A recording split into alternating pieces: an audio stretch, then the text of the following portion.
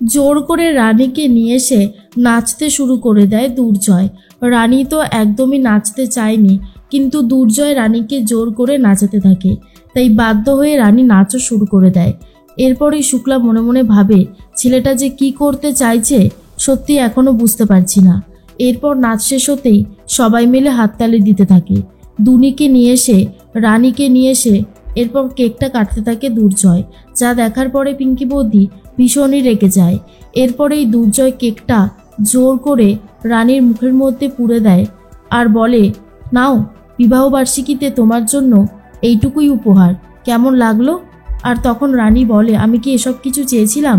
পিঙ্কি বৌদি অনিশাকে বলে, দুর্জয়ের এই সমস্ত কাণ্ডবাণ্ড আমার একদমই ভালো লাগছে না।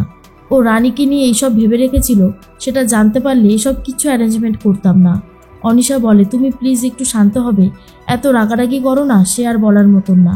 এরপর দুর্জয় রানীকে বলে, শোনো, আমি জানতাম আমার মেয়েকে নিয়ে আসলে তুমি এখানে এসে হাজির হবে, তাই ওকে নিয়ে এসেছিলাম। আর পার্টিতে তুমি হাজির থাকো সেটাও চাইছিলাম। আমি তোমাকে খুব শীঘ্রই ডিভোর্স দিতে চলেছি, আর দুনিকে আমি আমার কাছে নিয়ে আসবো, দেখি তুমি কি করে আটকাতে পারো।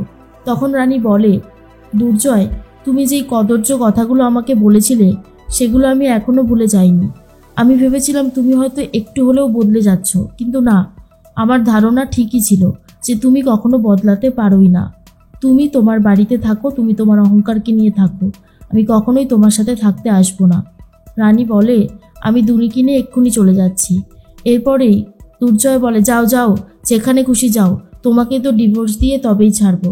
এরপর শুক্লা বলে, তুই এরকম করলি, নাতনিটাও চলে গেল, দেখ এটা তুই ঠিক করলি না জয়। অন্যদিকে রানী বাড়ি আসতেই পুষ্পাদি বলে, জানো তো আজকে কি হয়েছে? পেছনের ঘরটা দিয়ে কেমন ভুতুরে আওয়াজ আসছিল। এরপর পুষ্পাকে চলে যেতে বলে আদিত্যবাবু। আদিত্যবাবু রানীকে বলে, পিকলুর মনে হয় জ্ঞান ফিরছিল, যতটা সম্ভব ও আশা করি অনেক তাড়াতাড়ি সুস্থ হয়ে যাবে এরপরে। রানী তখন বলে, ওর সুস্থ হওয়াটাই দরকার। পিকলুদার থেকে আমি অনেক সত্যি কথা জানতে চাই, কে এই অলোক সেন, আর কেনই বা আমার আর দুর্জয়ের সম্পর্ক ভাঙার জন্য উঠে পড়ে লেগেছিল।